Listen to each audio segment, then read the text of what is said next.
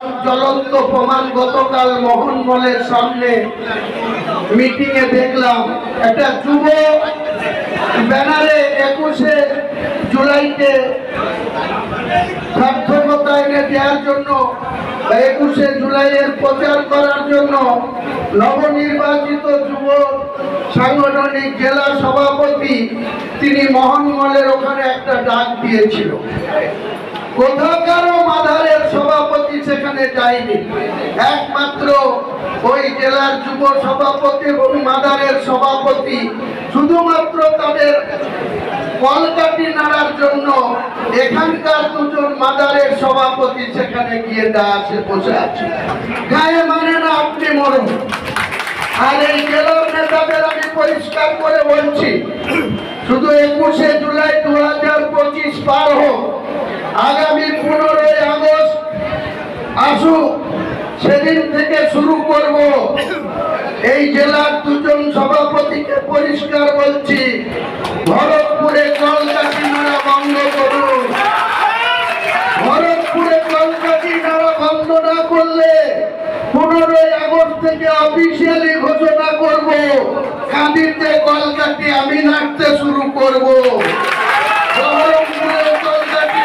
আমি শুরু করব, বেলডাঙ্গাতেও কলকাঠি নাড়তে আমি শুরু করব, রেজিনগরও কলকাঠি নাড়তে আমি শুরু করব।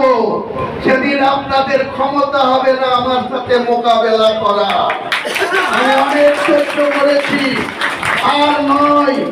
এই ভরতপুর বিধানসভা, একটু আগে আমাদের একজন কর্মী, বলিষ্ঠ কর্মী বলছিল, গতবারে আমি এত প্রতিকূলতার মধ্যেও, এত বিরোধিতার মধ্যেও 12টা প্রধানের মধ্যে 9টা প্রধান সরাসরি বিরোধিতা করার পরেও এই 4 জন এই সাব ডিভিশনে 4টে সিট, খড়গ্রাম, কাঁদি, বড়ুয়ার, ভরতপুর, সবার থেকে বেশি মার্জিনে আমি মানুষের দোয়া আশীর্বাদে সমর্থনে আমি 383 মার্জিন নিয়ে জিতেছিলাম।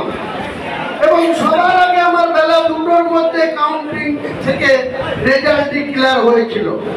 বড়ুয়ার তো রাত্রি 10টা লেগে গিয়েছিল, কাঁদির তো রাত্রি 8টা লেগে গিয়েছিল, খড়গ্রামেরও সন্ধ্যা 6টা বেজে গিয়েছিল। কিন্তু একই সময় গণনা শুরু হওয়ার পরেও বেলা 2টোর মধ্যে ভরতপুর বিধানসভার রেজাল্ট ইলেকশন কমিশনের পক্ষ থেকে ডিক্লেয়ার করে দেওয়া হয়েছিল। আমি 43,383 মার্জিন রেখে ইমন কল্যাণ মুখার্জির পদ্মফুলের প্রার্থীকে পরাজয় ঘটিয়ে 16 থেকে 21 এক্সিস্টিং যে এমএলএ ছিল কমলেশ চ্যাটার্জি হাত প্রতীকের, তাকে 3 নম্বরে ফেলে দিয়ে আমি কিন্তু নির্বাচিত হয়েছি। আগামী দিনে আমি এই সাগরের মাটিতে দাঁড়িয়ে বলছি, ডান দিকে কালু ভাই আছে, আমির আছে, সাধারণ অবনীত মানুষের সমর্থন নিয়ে চ্যালেঞ্জ থাকলো। আমি মুর্শিদাবাদ জেলার তৃণমূলের প্রতীকে যতগুলো প্রার্থী কন্টেস্ট করবে সবার থেকে বেশি মার্জিন নিয়ে আবার মমতা বন্দ্যোপাধ্যায়ের হাতকে শক্তিশালী করার জন্য নির্বাচিত হয়ে কলকাতায় যাব, বিধানসভায় যাব। যত খুশি আপনারা বিরোধিতা শুরু করুন, সেই বিরোধিতার মাত্রাটা যেন বেশি না অতিক্রম করে। অতিক্রম করলে পরে তার পরিণতি কিন্তু খারাপ জায়গায় যাবে, সেটা আমি মনে প্রাণে চাই না। রাজনীতি করতে গিয়ে কাউকে খুন খারাপির মধ্যে আমি জড়াতে চাই না। আমি ন্যায়ের পক্ষ থেকে রাজনীতি করে এসেছি। 43 বছরের রাজনৈতিক জীবনে 30 বছর কংগ্রেস করেছি, বাকি জীবনটা এলোমেলো ভাবে চলেছে। 4 বছর 2021 সাল থেকে 2025 সাল 26-এ ইলেকশন, তৃণমূলের বিধায়ক হিসাবে অনেক কিছু সহ্য করছি, অনেক কিছু লক্ষ্য করছি, কিন্তু মাথা ঠান্ডা রেখেছি। যদি মাথা ঠান্ডা না রাখি তাহলে সাঁইথিয়ার মতো ঘটনা ঘটবে, ভাঙড়ের মতো ঘটনা ঘটবে। আমি আগাম বলে দিচ্ছি, এই জেলার নেতাদের সংযত থাকুন, সংযত না থাকলে তার পরিণতি কিন্তু খুব খারাপ জায়গায় যাবে। কারণ আমাদের পিছনে লাগতে আসবেন না, আমরা কারো পিছনে লাগতে যাই না।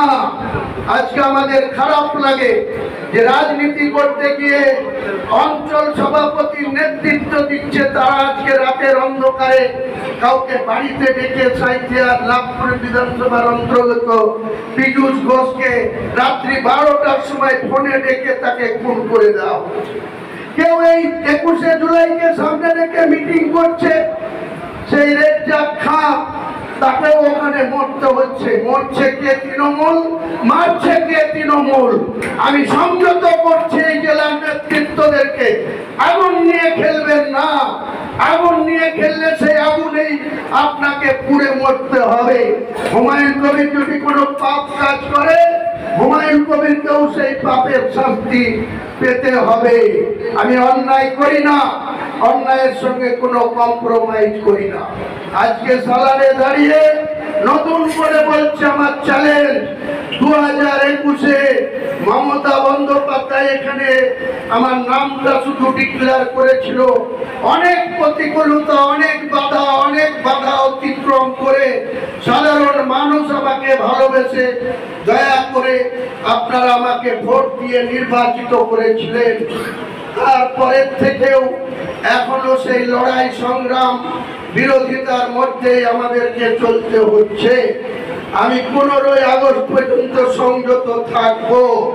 15ই পরে এই তৃণমূলের চূড়া ফুলের প্রতীক নিয়ে অল আউট লড়াইয়ে যাব।